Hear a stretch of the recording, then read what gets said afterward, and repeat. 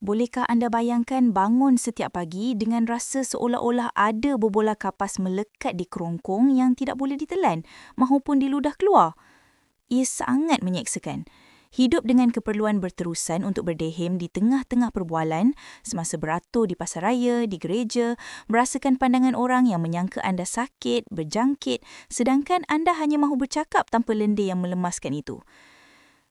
Saya telah mendengar cerita ini beribu kali.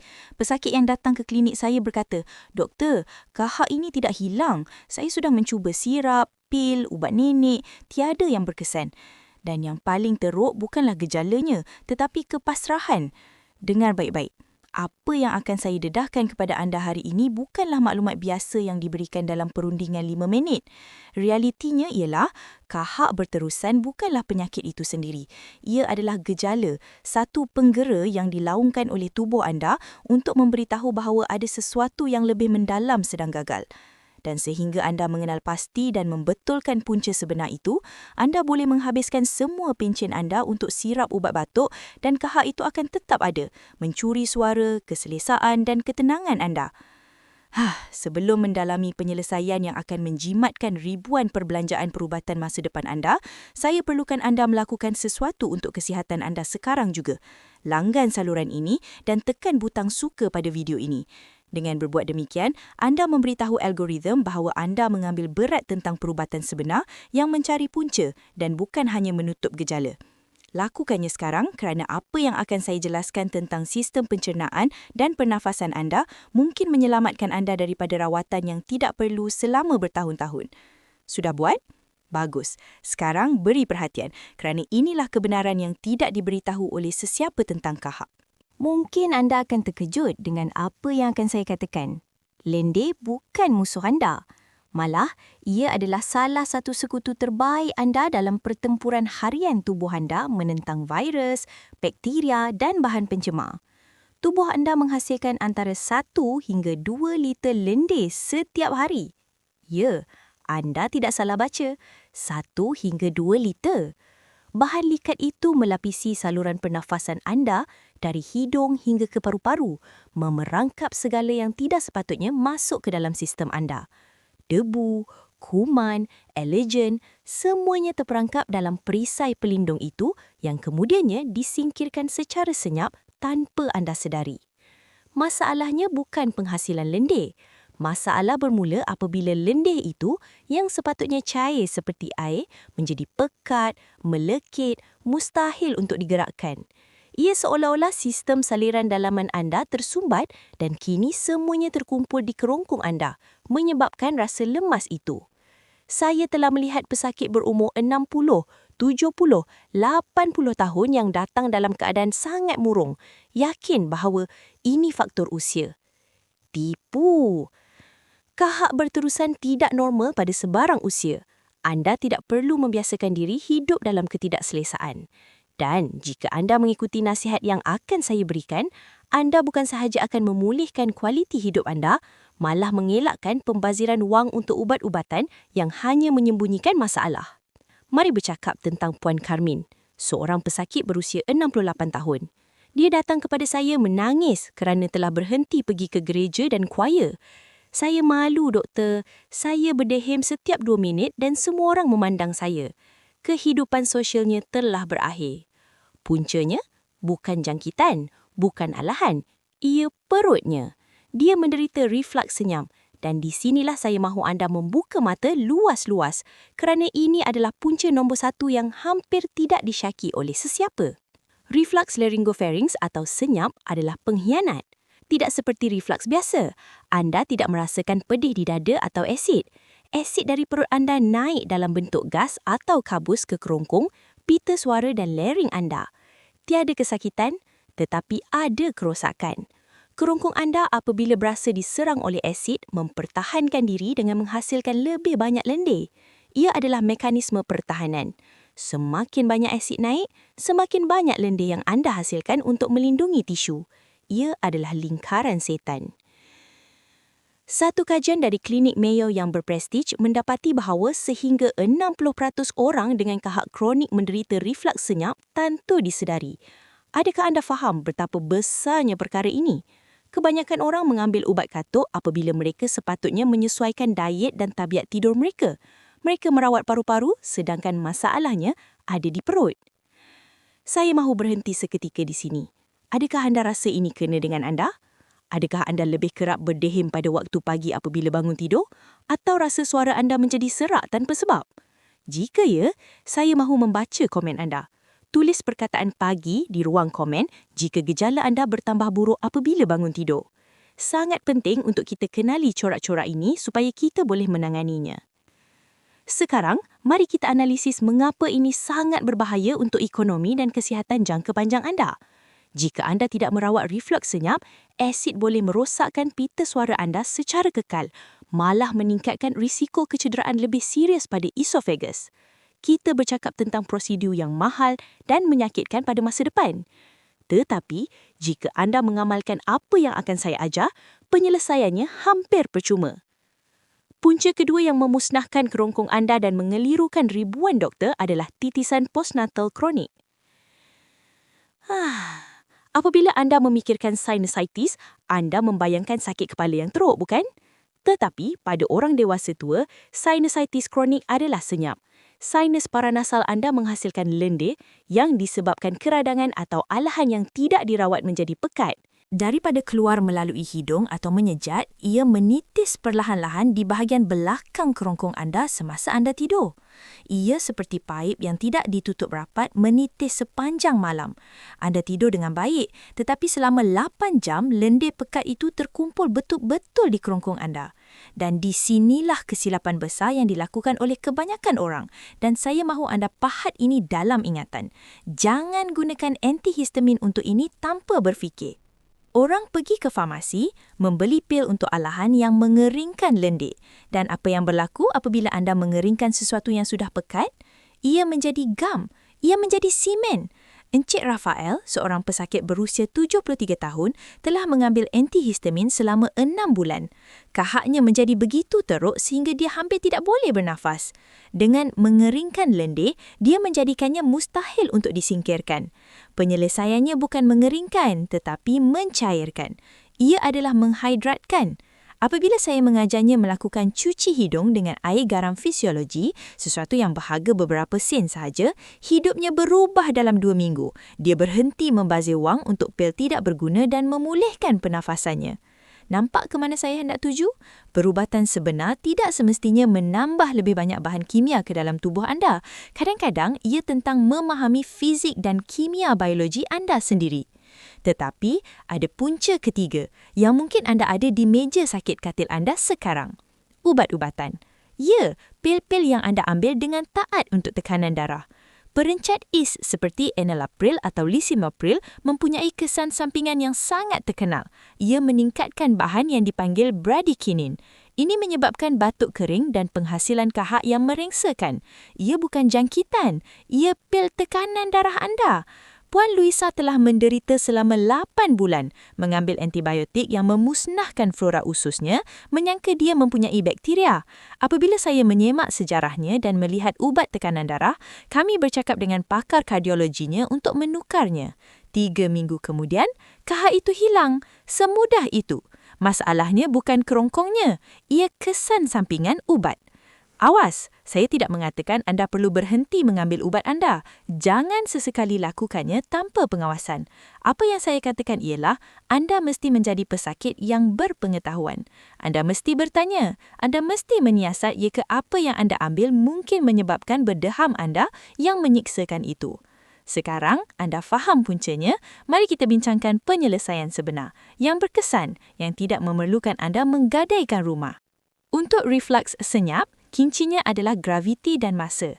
Pertama, tinggikan kepala katil anda antara 10 hingga 15 cm. Jangan guna bantal tambahan. Itu hanya membengkokkan leher anda. Anda perlukan keseluruhan torso anda condong supaya graviti menghalang asid dari naik semasa anda tidur. Kedua, dan ini tidak boleh dirunding, tutup dapur 3 jam sebelum tidur. Perut anda perlu kosong. Jika anda tidur dengan perut penuh, anda menjemput asid naik ke kerongkong dan membakar tisu anda. Ia logik sangat akal, tetapi ia adalah ubat paling ampuh yang wujud. Dan terutamanya, singkirkan makanan yang merehatkan pintu perut anda. pudina, coklat, kopi pada waktu malam. Saya tahu sukar untuk meninggalkan kopi malam, tetapi apa yang anda lebih suka? Kopi atau boleh bernafas tanpa rasa berbola lendir di kerongkong? Untuk titisan postnatal, lupakan bahan kimia pengering. Penyelesaiannya adalah air dan garam. Cuci hidung.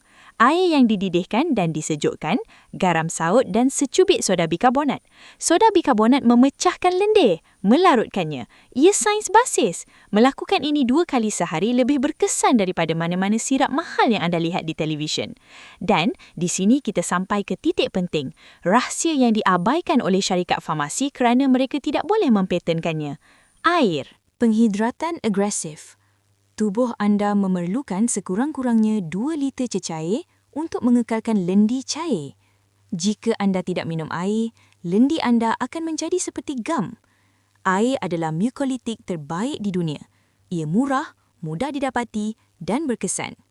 Sebelum meneruskan dengan kesilapan maut yang sedang anda lakukan dan memburukkan lagi keadaan anda, saya ingin bertanya soalan serius. Adakah anda sedang mengambil sebarang ubat untuk tekanan darah atau sakit sendi sekarang? Ramai tidak tahu bahawa anti radang seperti ibuprofen juga meningkatkan reflux. Tulis perkataan ubat di ruang komen jika anda mengambil pil setiap hari. Saya mahu tahu berapa ramai daripada anda berada dalam situasi ini supaya saya boleh berikan lebih banyak nasihat khusus pada masa hadapan. Sekarang, mari bercakap tentang kesilapan. Kerana saya telah melihat orang melakukan perkara yang, dengan niat terbaik, sedang memusnahkan kerongkong mereka.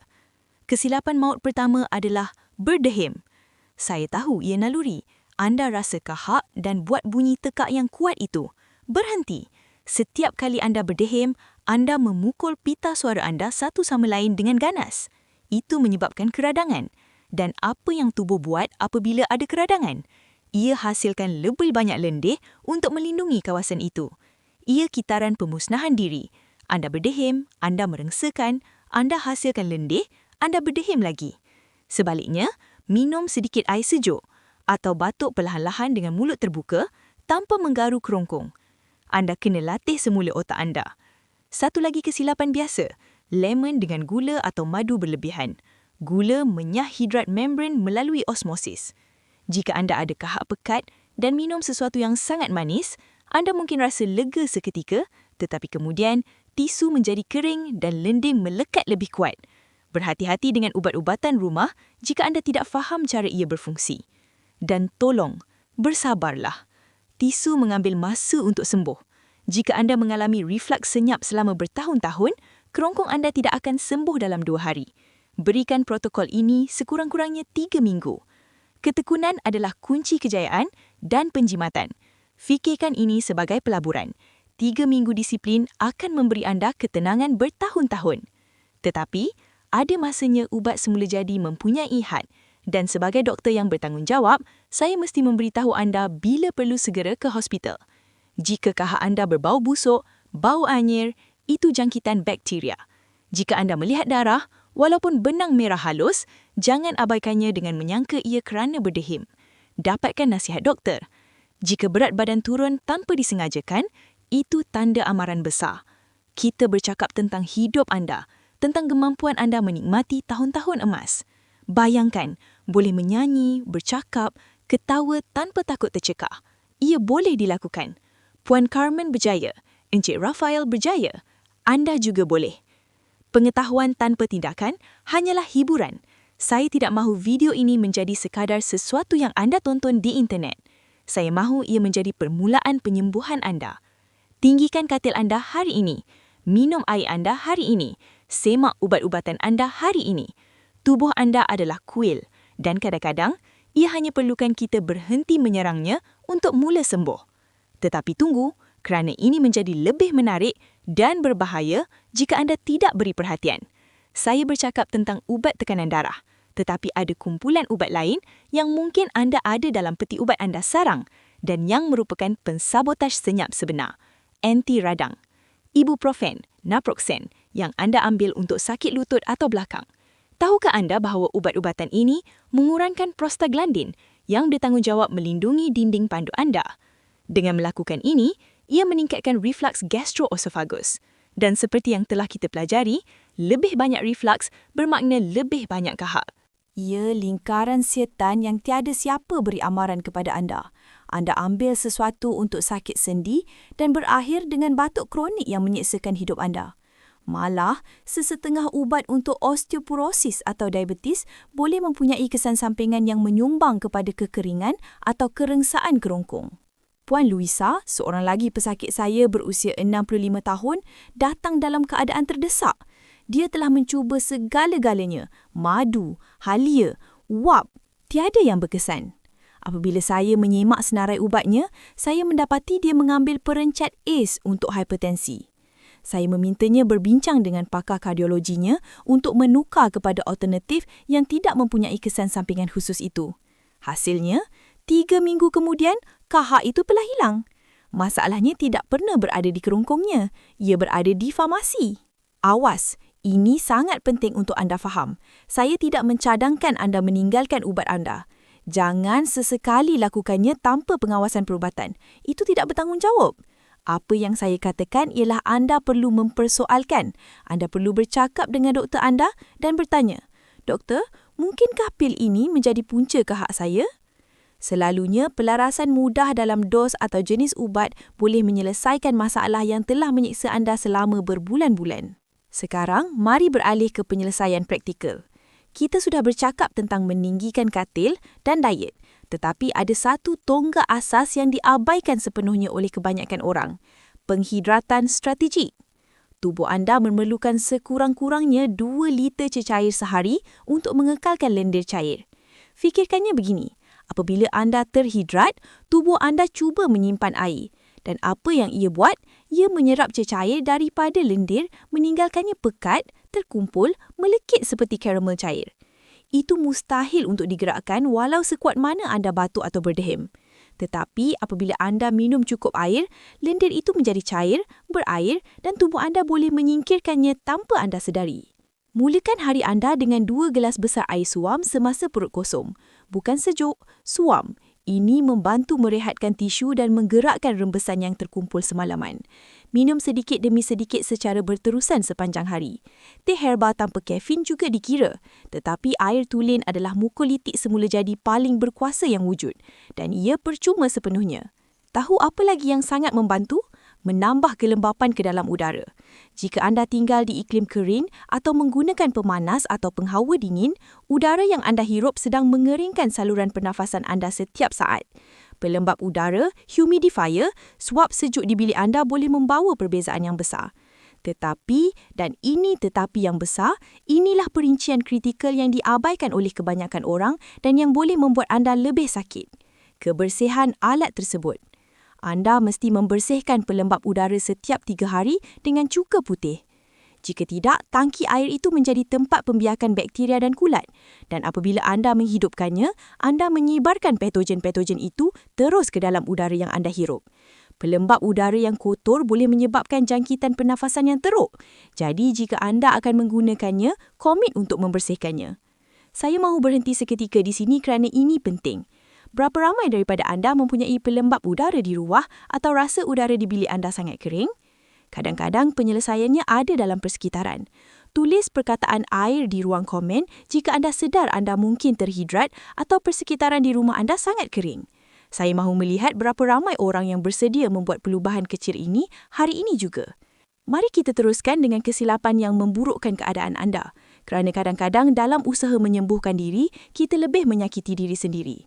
Kesilapan pertama dan yang paling sukar dibetulkan ialah berdeham sentiasa. Saya tahu ia menyiksakan. Anda rasa berbola itu di sana dan naluri anda adalah membersihkan kerongkong dengan kuat.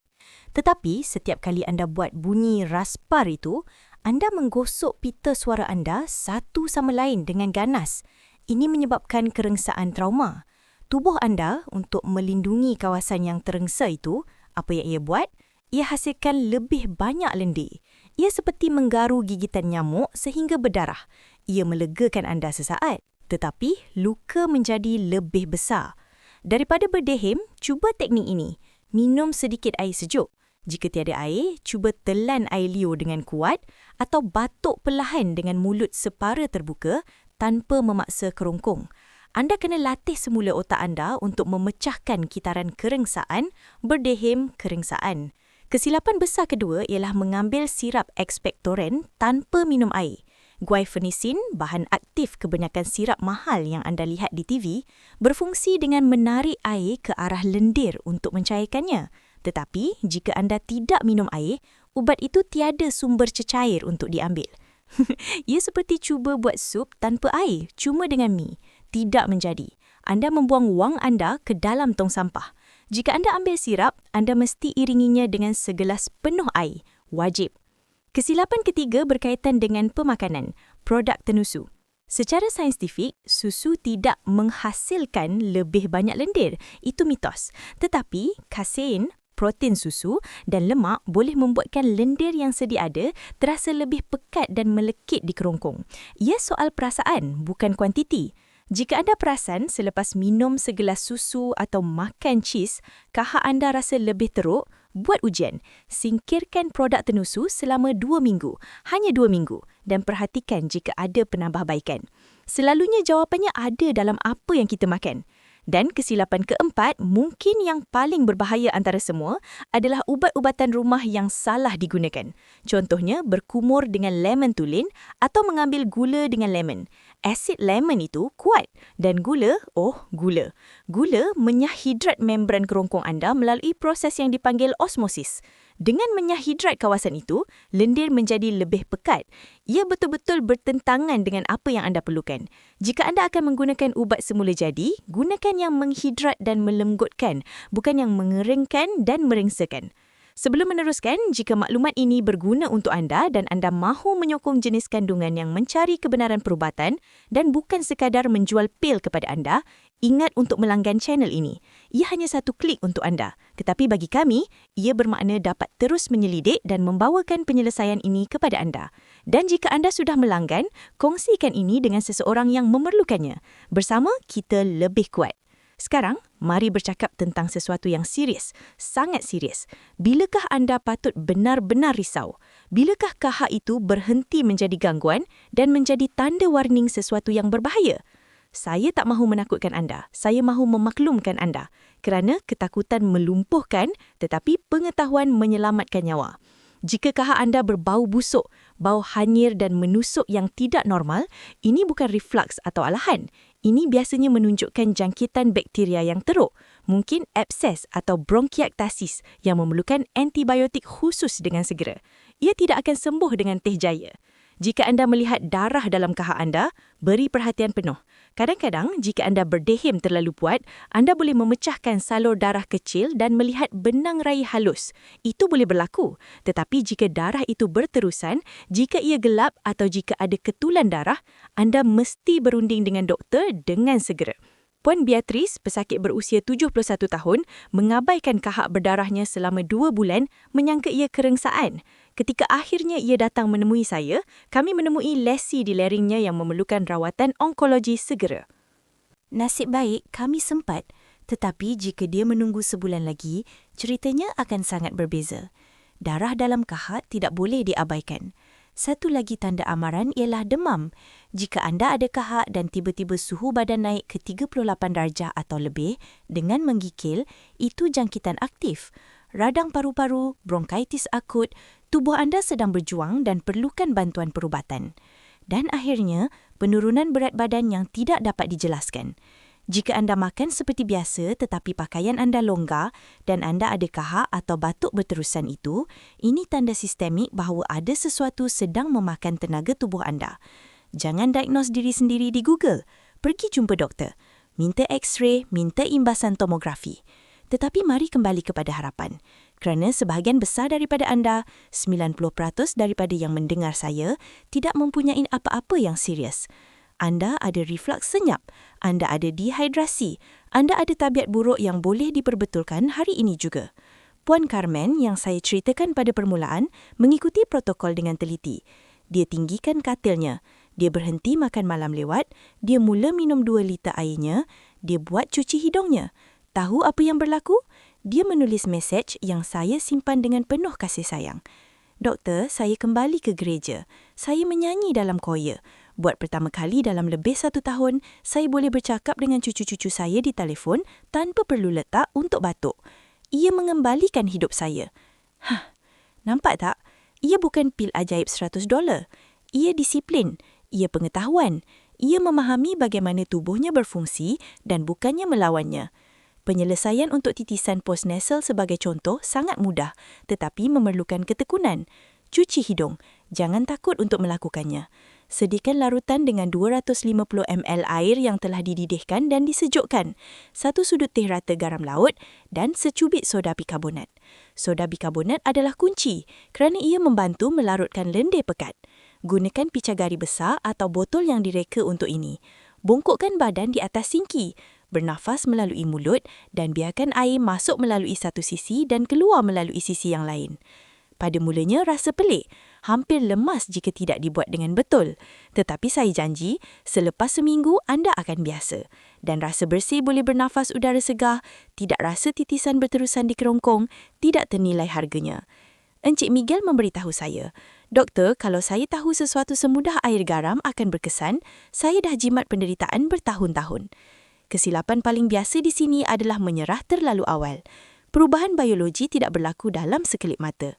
Kerongkong anda telah terengsa selama berbulan-bulan, mungkin bertahun-tahun. Ia perlukan masa untuk menjana semula mukosa. Ia perlukan masa untuk surut bengkak.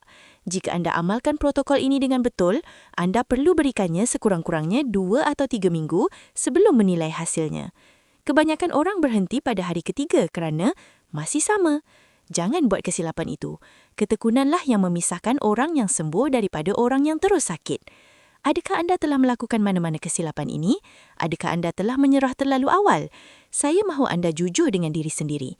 Tulis perkataan kesabaran dalam ruang komen jika anda komited untuk mencuba kaedah ini sekurang-kurangnya selama 21 hari. Saya mahu melihat komitmen awam itu kerana apabila anda menulisnya, anda lebih cenderung untuk menepatinya. Kita telah sampai ke saat paling penting dalam keseluruhan bicara ini, saat kebenaran.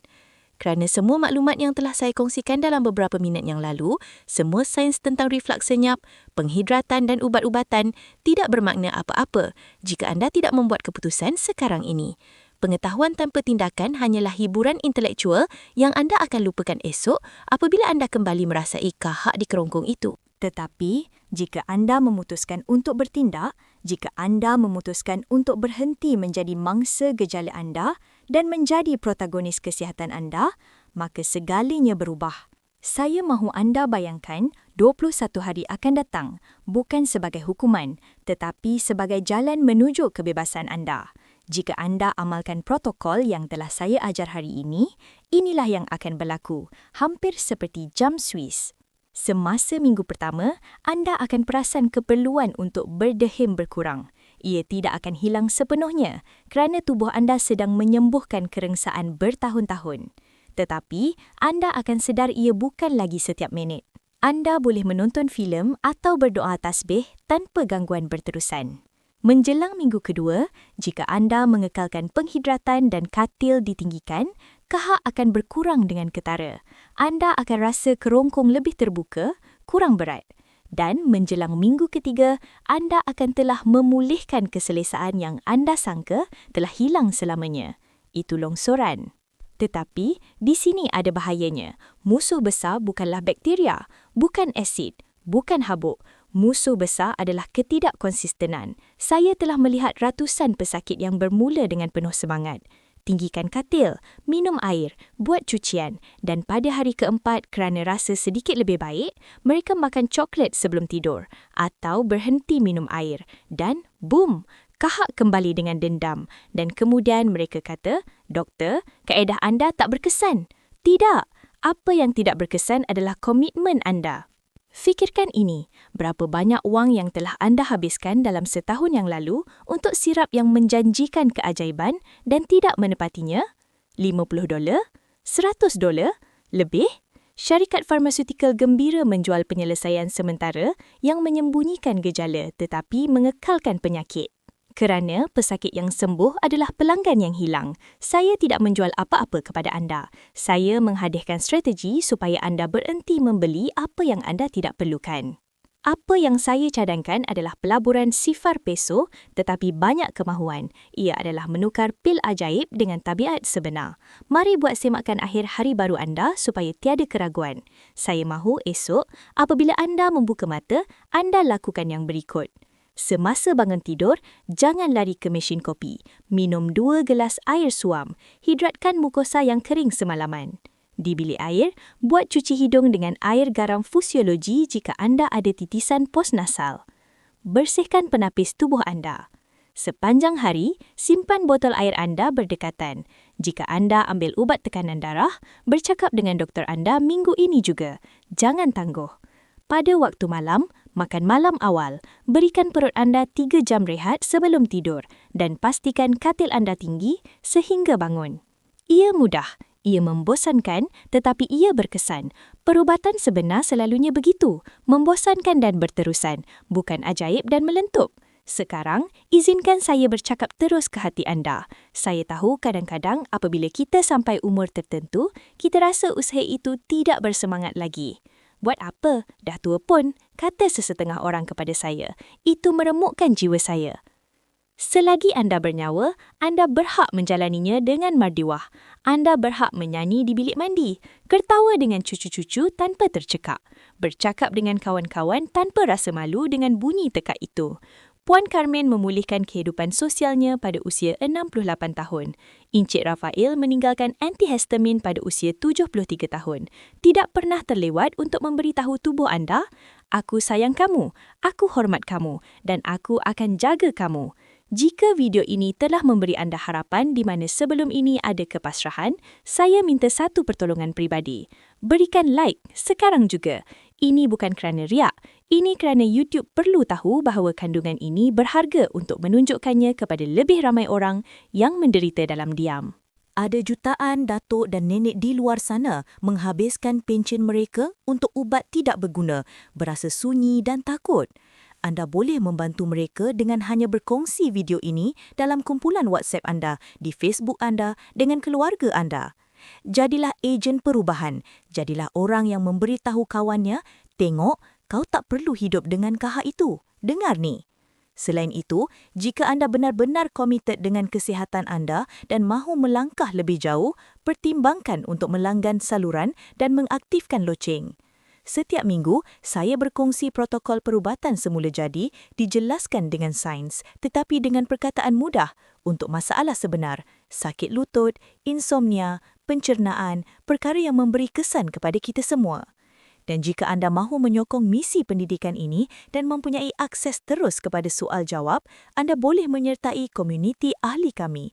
Di sana, kami mendalami lebih jauh dan mencipta rangkaian sokongan orang yang, seperti anda, telah memutuskan untuk mengambil alih kesihatan mereka. Klik butang langgan jika anda belum melakukannya. Ia percuma dan boleh menjadi perbezaan antara hari tua yang penuh dengan penyakit dan hari tua yang penuh dengan kecergasan. Sebagai penutup, saya mahu anda merenung kisah Puan Beatrice dan kepentingan tanda-tanda amaran. Jangan obses, tetapi perhatikan diri sendiri. Tubuh anda bijak. Jika ada bau busuk, jika ada darah, jika ada demam, dengarkannya. Jangan tutup dengan pil. Cari bantuan.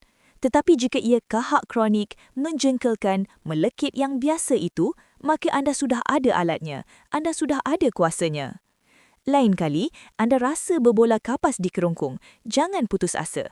Senyum kerana sekarang anda tahu apa itu. Anda tahu ia perut anda meminta tolong atau hidung anda meminta pembersihan atau tubuh anda meminta air. Dan anda tahu dengan tepat apa yang perlu dibuat. Jangan biarkan kahak mencuri walau seminit lagi kegembiraan anda. Jangan biarkan rasa malu mengurung anda di rumah. Dunia perlukan suara anda, perlukan cerita anda, perlukan kehadiran anda.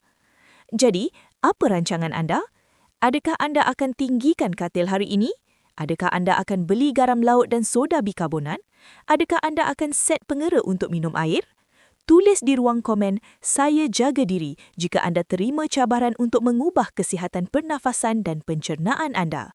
Saya mahu melihat komen-komen itu penuh dengan keazaman. Saya mahu melihat sekumpulan warga emas yang diperkasa, berpengetahuan dan sihat. Jaga diri baik-baik. Hormati tubuh anda dengan mengenal pasti punca sebenar gejala anda dan bukannya hanya menutupnya. Dan ingat bahawa setiap langkah anda yang anda ambil untuk memahami biologi anda, setiap gelas air yang anda minum, setiap malam anda tidur nyenyak adalah tindakan kasih sayang mendalam terhadap diri sendiri dan terhadap masa depan anda. Jumpa lagi dalam video seterusnya di mana kita akan terus menelorok rahsia kesihatan penuh dan kehidupan tanpa gangguan yang tidak perlu. Semoga minggu anda bebas daripada kahak, penuh dengan kejelasan suara dan kedamaian dalam hidup. Berkat untuk anda dan seluruh keluarga anda.